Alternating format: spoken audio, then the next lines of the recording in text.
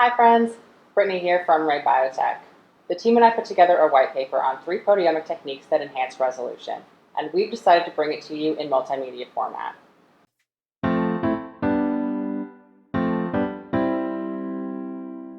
If you want to read the full white paper, you can find it by following this link. You'll also get a quick study guide infographic. Alright, let's get started. This piece is the ELISA versus the immuno-PCR versus the SIMOA. 3 techniques to enhance proteomic resolution. The ELISA, or enzyme-linked immunosorbent assay, is the gold standard method for protein detection. The 3 ELISAs that we're going to go over are going to be compared based on their design principles, the sample volume requirements, the instruments, and the sensitivities. The basic design principle of an ELISA depends on the stability and specificity of the antigen-antibody interactions.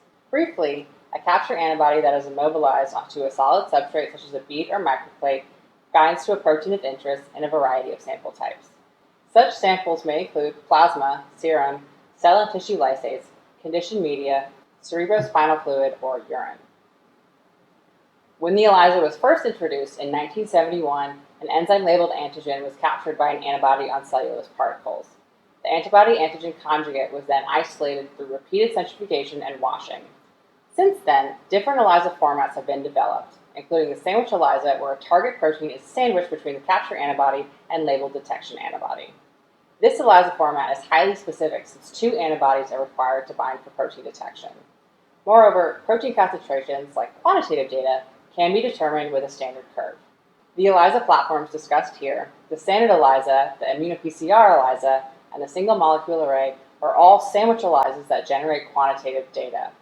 However, they differ in terms of their substrates, detection methods, instruments, sample volumes, and sensitivities. First up is the standard ELISA. The standard ELISA immobilizes capture antibodies onto a clear 96-well microplate. The detection antibody is conjugated to horseradish peroxidase, which is an enzyme that reduces its substrate TMB to its blue oxidized form. The change in color is proportional to the amount of HRP and its corollary, the amount of target protein in the sample. The HRP-TMB reaction is stopped with the addition of sulfuric acid, which causes the color to change from blue to yellow. The absorbance is measured at 450 nanometer using a microplate reader. Essentially, the standard ELISA uses an HRP-conjugated detection antibody and a colorimetric substrate to detect captured proteins. This chart shows a quick comparison of standard ELISA, immuno-PCR, and single molecule array. The sensitivity of a standard ELISA generally ranges from 1 picogram per ml to 100 picograms per ml. However, some standard ELISAs have the lowest limits of quantitation that are as low as sub-picogram or as high as 10 nanogram per ml. As with all ELISAs, the sensitivity is dependent on the sensitivities of the antibodies that are employed. With a standard 96-well plate, the final working volume is 100 microliters per well. Less volume, 50 microliters, is possible with half-area plates, where the diameter of the well is about half as wide, but the sensitivity may also be reduced. The original sample volume used for any ELISA will depend on the optimal sample dilution, which will vary across proteins, sample types, and experiments. A minimum of a 2-fold dilution is required to minimize matrix effects. Thus, the sample volume required to run an experiment is at maximum 50 microliters when running the assay with traditional full-area plates. It's also recommended that the user run samples with at least duplicate measurements. The results are obtained in 5 hours once the sample has been added to the plate.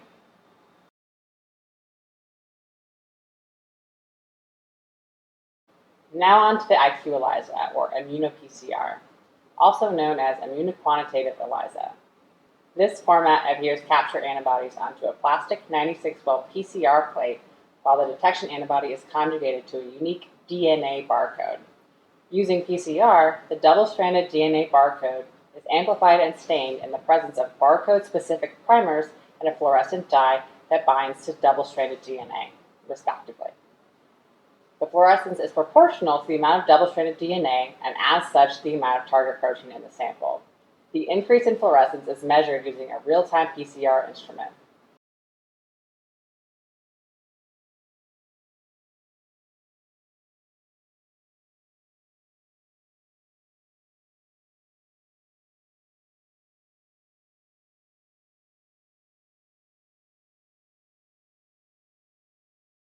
An advantage of the IQELISA is its small sample volume with as little as 5 microliters of final working volume per replicate. For this reason, IQELISA is a particularly attractive option when the sample volume is limited. For instance, mouse cerebrospinal fluid, or if many experiments need to be run on the same sample. However, the IQELISA is more technically challenging than the standard ELISA because it requires that the user has exceptional precision pipetting abilities. Furthermore, the sample should be run in at least triplicate since small volumes can increase the chance of outliers. However, with good technique and accurate pipetters, high precision can be achieved in a 2x dilution and as little as 15 microliters of sample. DNA is exponentially increased through amplification cycles with PCR. Using real-time PCR, IQELISA offers an advantage of 23-fold increase in sensitivity when compared to the standard ELISA, using the same antigen and antibody pair. The increase in sensitivity is antibody dependent, ranging from no change to 105-fold change. From sample incubation through data collection, IQELISA takes approximately 5.5 hours. This turnaround time is similar to the standard ELISA. An additional benefit of the IQELISA is that the option to run a MEL curve exists. This feature allows the user to determine if high background was caused by external contamination. Alright, last, newest developed, and certainly not least, is the SIMOA, or the ultrasensitive ELISA. This uses an antibody-coated bead and a fluorescently conjugated detection antibody. After the beads, sample, and detection antibody have all been mixed together, the solution is applied to a cartridge with over 235,000 microwells. Each microwell can hold only one bead. Oil is then added to the cartridge, which pushes the sample across the surface of the microwell away and forms a liquid-tight seal of the wells. The fluorescence is measured using a fully or semi-automated system equipped with a fluorescent microscope. The instrument is manufactured by the developer of SIMOA, which is Quantitative. Since each well can contain only one bead, the number of microwells with fluorescence is proportional to the amount of target protein. This enables single molecule detection. To sum this up, SIMOA uses fluorescently conjugated detection antibody and microwells to detect or capture proteins. A key advantage of SIMOA is that it can detect proteins in the femtomolar range. That is, the sensitivity typically ranges from 10 femtograms per mil to 1 picogram per mil, compared to standard ELISA and IQELISA. The average fold increase in sensitivity with SIMOA is 465 and 63, respectively, with up to 5,000-fold increase possible when you compare the SIMOA to the standard ELISA. Once the reagents are loaded into the Quantitative instrument, it takes approximately 3 hours to obtain data. Therefore, the procedural time of SIMOA is shorter than both standard ELISA and IQELISA. While SIMOA achieves the highest sensitivity of the 3 platforms reviewed here, this technology also has several drawbacks. First, of the 3 technologies mentioned here, it's the newest platform on the market. Therefore, the number of proteins analyzed with this technology is currently the lowest, about 165. Second, the SIMOA kits are more expensive than the standard ELISA and IQELISA kits. And third, the detection instrument is expensive and can only be used for SIMOA, making it a dedicated instrument that requires specialized training to run.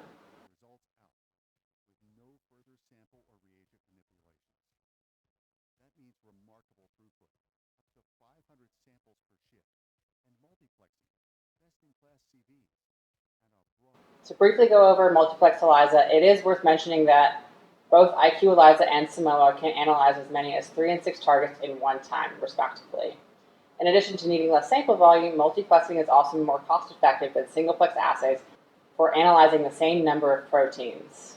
Importantly, multiplexing decreases the IQELISA sensitivity, while the sensitivity remains uncompromised with SIMOA.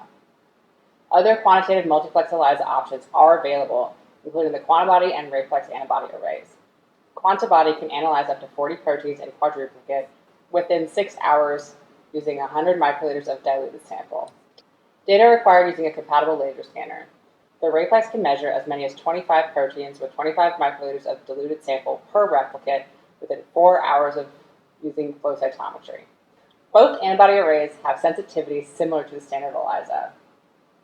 To learn more about multiplexing and identifying the right antibody array for your multiplex experiment, we have a blog and another video that's linked in this card. To sum this all up, the standard ELISA, the immuno-PCR ELISA, and SIMOA have unique advantages and disadvantages when compared to one another. The standard ELISA is a simple colorimetric assay with easy-to-interpret data, thus requiring little training. Data are obtained in 5 hours with a microplate reader capable of measuring absorbance at 450 nanometers. Thousands of different proteins can be targeted with kits that are less expensive than IQELISA and SIMOA kits. However, the standard ELISA has the lowest sensitivity compared to the IQELISA and the SIMOA. Immuno-PCR uses a real-time PCR instrument with data collected within 6 hours. It has the lowest sample volume requirements of all 3 ELISA platforms covered here, but requires more technical expertise for pipetting and data analysis than the standard ELISA. On average, its sensitivity is 23-fold higher than the standard ELISA. Multiplex detection of 3 proteins is possible, but with decreased assay sensitivity. The SIMOA has the highest sensitivity, with an average increase in sensitivity of 465-fold and 63-fold. Data are obtained in 3 hours with an expensive dedicated instrument that requires specialized training. It also requires more sample volume than the standard ELISA and IQELISA.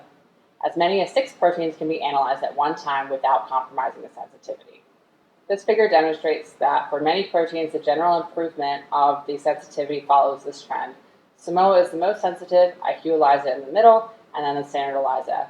However, there are exceptions. For example, IQELISA has the highest sensitivity for human IL-1 beta at 0.0064 picograms per mil, whereas the sensitivity for the standard ELISA and SIMOA is 0.3 and 0.04 picograms per mil, respectively. In conclusion, one of the most common protein detection tools is the ELISA. Here, we compare 3 popular sandwich ELISA platforms, the standard ELISA, the IQELISA, and the single molecule array. Their substrates, detection methods, instruments, sample volume, sensitivities, and costs are important considerations when selecting the appropriate ELISA for your study. Standard ELISA is the most popular method because low-cost kits are available and can target thousands of different proteins from numerous species. Moreover, it requires little training to run, and the data is easy to interpret. And it uses a non-dedicated microplate reader that is compatible with other assays. A key takeaway is that there is a trade-off between the ELISA sensitivity and cost. However, sensitivity requires higher cost. The cost considers the price of the kit, training, labor, and required instrumentation. Thus, the standard ELISA is the most affordable, while the SIMOA is the most sensitive. For labs that don't have necessary expertise or equipment to analyze their samples with the ELISA platforms, full testing services are available. The services provide a full report including the raw data, the standard curve, and the quantified proteins. So if you need more help identifying the right ELISA for your study, don't hesitate to contact us at info@raybiotech.com, and our technical representatives would be happy to help you. Thanks, guys. This has been the first installment of Ray Biotech Reads.